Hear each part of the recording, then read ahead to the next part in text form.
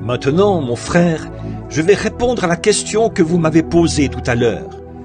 Quelqu'un a dit, « Frère Branham, j'aimerais connaître le moyen de savoir sans l'ombre d'un doute, de pouvoir déclarer « Cet homme a le Saint-Esprit parce qu'il a fait ceci » ou « Cette femme a le Saint-Esprit parce qu'elle a fait cela ».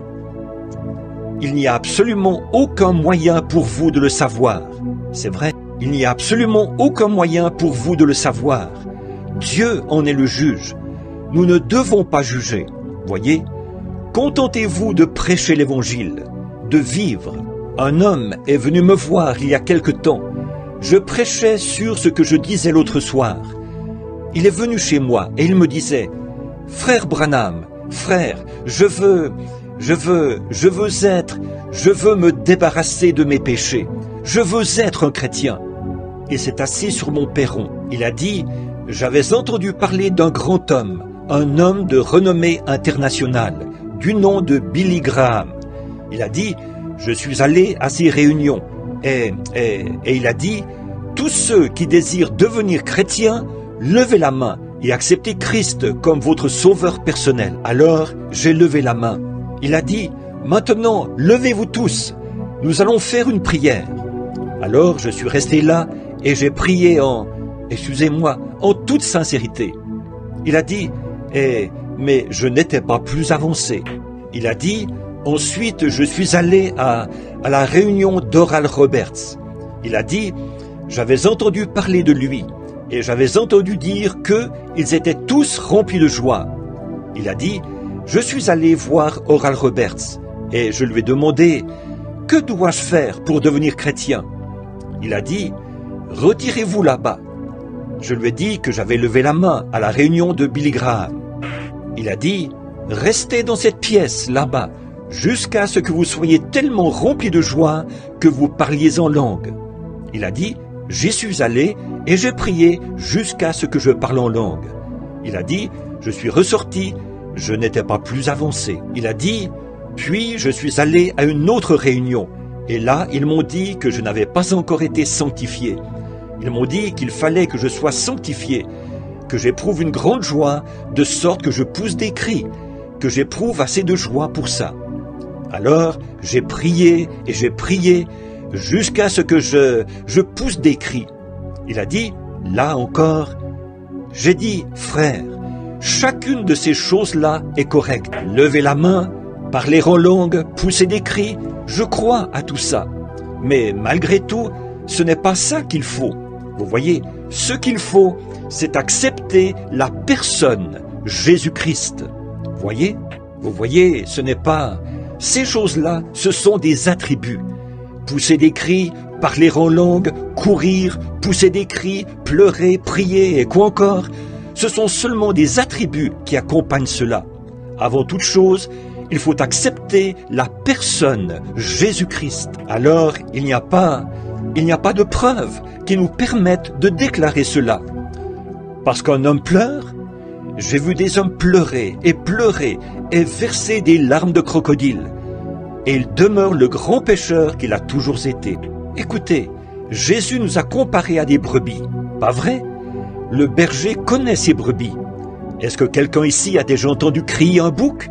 Eh bien, frère, il faut vraiment être berger si vous voulez les différencier. Un bouc crie exactement comme une brebis. Ah oui, qu'un petit bouc se retrouve coincé quelque part là-bas. Une petite brebis, de son côté, qui fait « bé » et l'autre qui fait « bé », c'est exactement pareil. Et je n'ai entendu prosterné devant l'autel, qui pleurait et qui pleurait. « Oh Dieu !»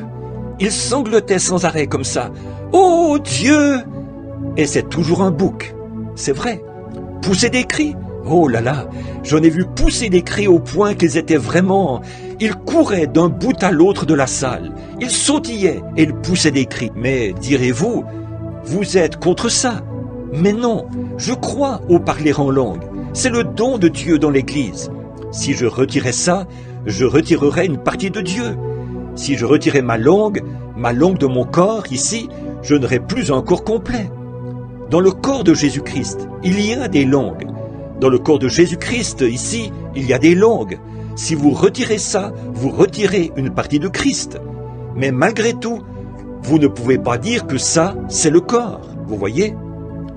Seulement, voilà, il s'agit d'accepter la personne, Jésus-Christ. Et alors ces autres choses entrent, et elles s'ajustent parfaitement. Que chaque membre de ce corps, ce matin, que ce petit groupe de gens, si nous pouvions faire descendre le rideau de chaque côté, et que chaque personne ici reçoive la personne, Jésus-Christ, il n'y aurait jamais de prise de bec, il n'y aurait jamais de dispute, il n'y aurait qu'un amour parfait. Mais malgré tout, vous croiriez encore ceci, et vous croiriez encore cela. Mais ce serait tellement rempli d'amour que vous... Voyez, c'est ça. Or Jésus a dit, c'est à leurs fruits que vous les reconnaîtrez. Et le fruit de l'esprit, c'est l'amour, la joie, la paix, la patience, la bonté, la douceur, la bienveillance. Maintenant, je vais vous présenter mon opinion de ce qui, selon moi, se rapproche le plus d'une preuve qui indiquerait qu'un homme est un chrétien. Ce qui s'en rapproche le plus, à ma connaissance. Vous savez ce que c'est? Le travail de l'âme. Une personne qui a constamment tellement faim et soif de Dieu. Ils sont tout simplement jour et nuit. Pour eux, c'est presque insoutenable. Il faut absolument qu'ils fassent quelque chose pour Dieu. Ils sont remplis d'amour. Ils sont vraiment... C'est un travail de l'âme. Ils sont en travail tout le temps. La Bible dit... Celui qui va en semant avec larmes reviendra certainement avec allégresse, quand il portera ses précieuses gerbes. Pas vrai? Toutes ces choses. Maintenant, regardez, si cette église, si je disais ce matin au sujet de ce petit groupe de gens ici, et que Dieu dise, maintenant regarde, William Branham, c'est toi qui auras à rendre compte de ce groupe de gens-là, de ce que tu leur dis. Maintenant, veux-tu qu'ils poussent tous des cris? Bien sûr, je veux qu'ils poussent des cris. Veux-tu qu'ils parlent tous en langue? Je veux que chacun d'eux le fasse. Veux-tu qu'ils dansent par l'esprit? Je veux que chacun d'eux le fasse. Bon, d'accord, c'est très bien. Mais plus que toutes ces choses, que préférerais-tu les voir faire? Ce que je préférerais de mon Église, c'est que les gens aient sur leur cœur un si grand fardeau pour la prière, qu'ils restent ici, devant l'autel, qu'ils y soient jour et nuit et tout. Et dans leur foyer, qu'ils soient constamment en prière, et qu'ils soient humbles, et qu'ils s'efforcent d'amener des gens à Dieu, qu'ils aillent à l'hôpital faire des visites, qu'ils rendent visite aux malades, et qu'ils s'efforcent d'amener les gens à venir à l'église et à faire ce qui est bien. C'est ce que je préférerais, plus que toutes les autres choses réunies.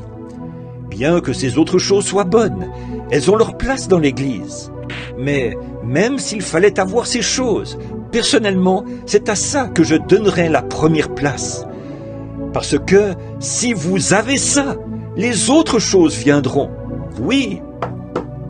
Voyez, si vous avez ça, si vous avez tellement faim de Dieu, les cris viendront. Or, si vous voyez que vous devenez indifférent, souvenez-vous bien de ceci.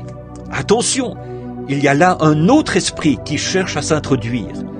Restez là, devant Dieu, dans l'humilité, l'âme en travail.